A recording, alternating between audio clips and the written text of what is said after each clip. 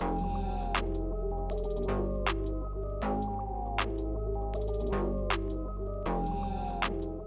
back to Kevin Toll Reads. I hope you're doing well. I am here with another episode of Saturday Shorts. I have a hat trick for you today. That is tres short stories. It's going to be a great Saturday. I have a nice collection and I had some good short stories. So let's dive right into this thing and kick it off with David Morrell. I am back in his short story collection, Black Evening, and I read the short story, The Typewriter. If this was published, this collection in 1999, this short story is 40 pages in length, kind of a thriller fiction. And so let's dive right into the summary of this thing. And so this takes place around a gentleman named Eric. He's down on his luck. He's kind of a writer, author, columnist for a small paper in the New York area. And he's 35 years old. He's 3 months behind on his rent. His upscale mom, after her passing of Eric's dad and her husband, she has met with him on several different occasions and basically is cutting ties, stopping his inability to find consistent work, and is just no longer supporting him. And so he has a deadline approaching that he knows is his only saving grace to pay his rent and get his life together. And he stumbles upon a thrift shop, and it has this old typewriter in it. And for whatever reason, he spends $40 that he really doesn't have for this frivolous item, and he spends that money on this humongous old looking typewriter on a whim. And as he's carrying this thing back to his apartment, the landlord is there begging for his money and threatening him. And he goes in and puts the typewriter down. And then the phone rings, and guess what? The paper that he works for, it's going to bankruptcy. And so he doesn't have a job. And so that is kind of how this whole thing starts. And it is one of those things like, what is he going to do? As bad decision leads to next bad decision. And that's when it really gets good. Because this typewriter is not just an old behemoth typewriter. And so that's all I'm going to share about the summary of this. But what makes it a good short story? Morrell's pacing is top notch. I think he does a fantastic job. The two I've read so far in this collection, they're paced really well. The premise is always really engaging. You're sucked in, drawn in to the plight of this particular character being Eric. And what ends up happening is very relatable. As a character down on his luck, he's holding out for hope that something's coming. It's very relatable human emotion. And when things start to turn, you also get a very relatable human emotion as his luck changes and what he ends up doing. And you're scratching your head thinking you shouldn't do that, but yet that's what most people would do. It seems like to me when reading these short stories from Morrell that he just really knows how to tell a story that feels quick, but it slowly increases tension over time. And then the bottom just drops out on you, and you're like, you get this wow, holy, at the very end. So the twists at the end are really, really good. There was an excerpt that I wanted to share with you, and it is this. Perhaps it was a trick or the light, the state policeman later said. The typewriter appeared to smile. And I'll just leave you with that. In terms of rating and overall, I gave this a 4.4. It is very, very well done. It was very reminiscent of a Stephen King, of a Joe Hill short story, in that it had this kind of soft-handed supernatural twist. There's going to be something malevolent that's happening that you don't really understand, but yet it had this great character that you just related for and were trying to root for, and then it flips on you and you're like, whoa. It was really, really well done. The pacing's great. I thought it was just kind of one of those rise from ashes stories that just has these twists that just shock you very jarringly, but in a good way. And that is my take of The Typewriter from David Morrell. And so for my next short story, I am in this collection from Agatha Christie, The Last Seance. and tales of supernatural. I got this particular collection from the lovely Pat at Book Chat with Pat. She sent me some book mail, and this was one of the ones she sent me. And so I had to check it out. And I went with the kind of the pinnacle story of this collection. I went with the short story, The Last Seance. This was actually written by Christie in 1926. It's 16 pages in length. And let's talk about the summary of this thing. And so we have Raoul. He's this gentleman. We're in France. And so he is calling, as I guess you would say, upon his fiancée. She's a medium, and she goes by the name of Madame Simone. And he is at her place of residence and business, and he runs into Elise, who is kind of this maid caretaker. And she kind of, in her discussions with Raoul, are kind of setting the stage, as you get from a reader's perspective, that the medium is not well, and this doing these seances is taking a toll on her health. And Raoul tries to, comfort Elise and saying this is going to be the last time, and try to give Elise some hope that her mistress that she works for is no longer going to have to suffer, at least in the ways that Elise sees her suffering. And so Raoul meets with Simone, and they talk very cordially. Simone doesn't want to do this last seance. She has an appointment with a lady named Madame Yexi, and she doesn't want to keep it because she's not feeling well. Raoul seems to be kind of standoffish about it, thinking, you should do this, but then kind of acts the part of caring for her. And so you get a little twisted about what his true intentions are. But Madame Yexi does come. Simone, after taking a short nap, says that she will go through with it. Madame Yexi apparently had lost a child, and this isn't her first seance with Madame Simone. And so she sticks to her appointment. She seems very brush. Raoul goes over kind of the rules with her again, and lets her know, like, hey, you cannot interfere in the seance once Madame Simone starts. And that's kind of the summary of this thing. So what makes it good? It's a pretty simple premise. It's a small group of characters, but the sense of dread that's building is pretty indicative. There is one particular piece where Madame Yexi gets out something that she brought with her to the seance, and it's pretty jarringly telling that something is bad is going to happen. Raoul is, you don't know is he good, is he bad? And I think that creates some of the atmosphere of dread as well as you're reading this. Madame Yexi's not a nice lady. That's pretty paramount as you're reading this. And you're kind of concerned of what's going to happen with Madame Simone as this seance takes place. And you get a little bit of understanding of what really happens to the person that's conducting the seance. And so in terms of excerpts, there was one.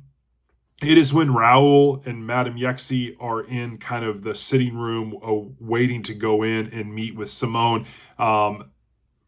Raoul tells Madame Yexi, he explains to her, on no account must you do anything except under my express direction. Otherwise, there is the gravest danger. And that kind of sets the stage of, well, something probably is going to happen. In terms of rating and overall, I gave this a 4.1. It's a good little story. I wouldn't say it's great. It's just solid. I really enjoyed it. It's a quick read, 16 pages. It has nice build up. It has nice kind of ending conflict. It has a great twist. It's just a cozy kind of little mystery with some supernatural elements to it that was really worth the time.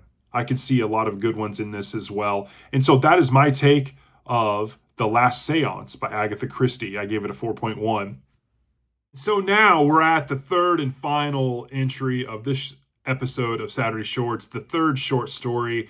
And I don't know if you know this, but when it comes to picking these short stories for each episode, each week of Saturday Shorts, I keep a list of the authors, the collections, the ratings of each short story. I do go back to certain authors and I do go back to certain collections, but I try to keep it kind of fresh and new and work my way through certain ones.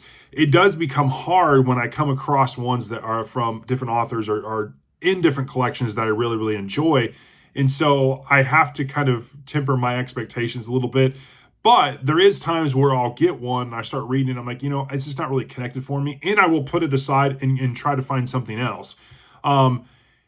It's not that I feel like I'm pulling a wool over your eyes, but sometimes I know when it comes to a short story, it cannot connect with you really, really good at first. And so I did this week pick up one from Joe Hill and I started reading it and I was like, you know what? I'm just not right headspace for this one. And so I'm wondering what else I got. And I grabbed this particular collection that I haven't done in a while, the Biblio Mysteries, edited by Otto Penzler. And so this is a collection of stories, of short stories written by various authors that have to do with books, libraries, or have some kind of element around bibliophiles. And so I went with one in here that is titled It's in the Book. And that was originally started by Christie Spillane and finished by Max Allan Collins. It was published in 2007. It's 36 pages in length, and it is a crime noir mystery. And for whatever reason, when I grabbed this and I went through the kind of the legend, I saw this and I'm like, I'm going to try this out. And man, I'm glad I did. And so let's talk about the summary of this. So we are in my first Mike Hammer ever story. And so this is a short story about Mike Hammer. He is that PI, and he's met by two of New York's finest, and they propose a job that's kind of all over the map, and Mike has to circumnavigate what the true details are, but it comes from someone higher up. And lo and behold, it came from the governor, or the New York senator. His name was Hugh Bolin. And so apparently one of the 6 crime bosses in New York, a man by the name of Don Giraldi, has died. And this legendary mob boss kept a ledger when he was alive that has all of his secrets. And so both the senator and the standing U.S. president apparently had help from Giraldi in attaining office. And so they're very concerned about the secrets that are in this book. Now, the hook is that they want Mike to go after this book and find it. And they're willing to pay him a handsome fee for it. Of the taxpayers' money, mind you. But what really makes it interesting is the hook for Mike to even care is the fact that he was, I wouldn't say a friend of Don's, but he did help Don Giraldi, the crime boss, on occasion. And some of the other families that may be vying for his territory or his business might be interested in making sure that Mike Hammer no longer breathes.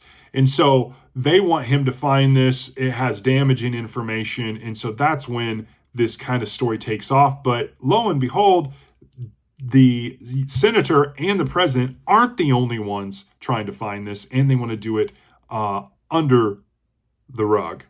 And so what makes this a really good short story? Again, Mike Hammer, he comes from a long-standing series by Spillane and Collins.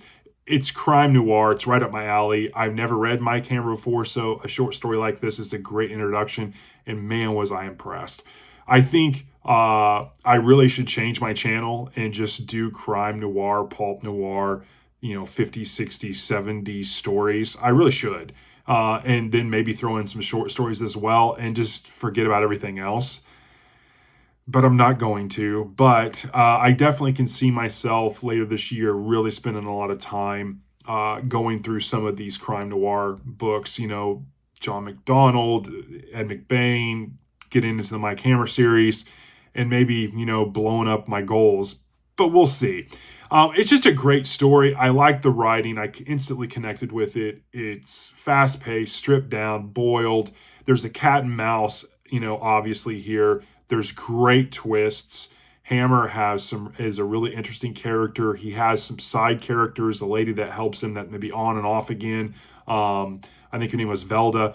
And it's very, very well done. Obviously, there's the nephew of the crime boss, Don. His name is Sonny Giraldi. He's after this as well. Who can Hammer trust? It's just a really cool story, and it has some awesome twists and a really cool ending. In terms of excerpts, I wanted to read you something at the beginning of this because I thought it was really, really well done. Again, I've never read Hammer, and I have to say, when it comes to reading this, I've never really read Spillane before, until now. And so I thought that was really interesting. But the opening paragraph, whether it's written by Spillane or Collins, I thought was really, really good. And it says this: cops always come in twos. One will knock on the door, but a pair will come in, a duet on hand in case you get rowdy.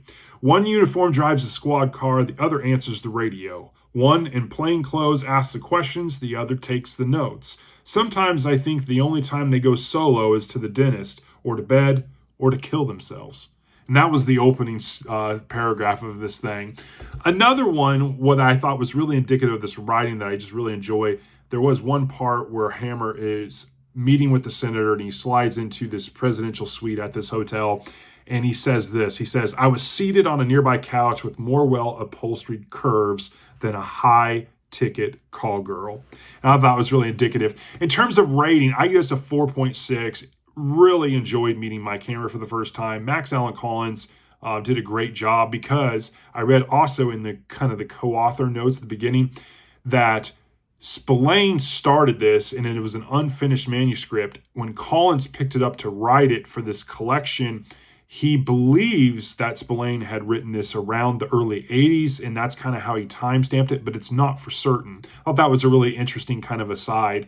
It's just great reading. If you like hard case crime, old school crime noir, this short story is definitely up your alley. If you're a fan of Mike Hammer, I don't know if this is part of that kind of series or not, or this is kind of one of those spin-offs, but it was really interesting to see him take this case and what ends up happening with this crime boss family in this ledger.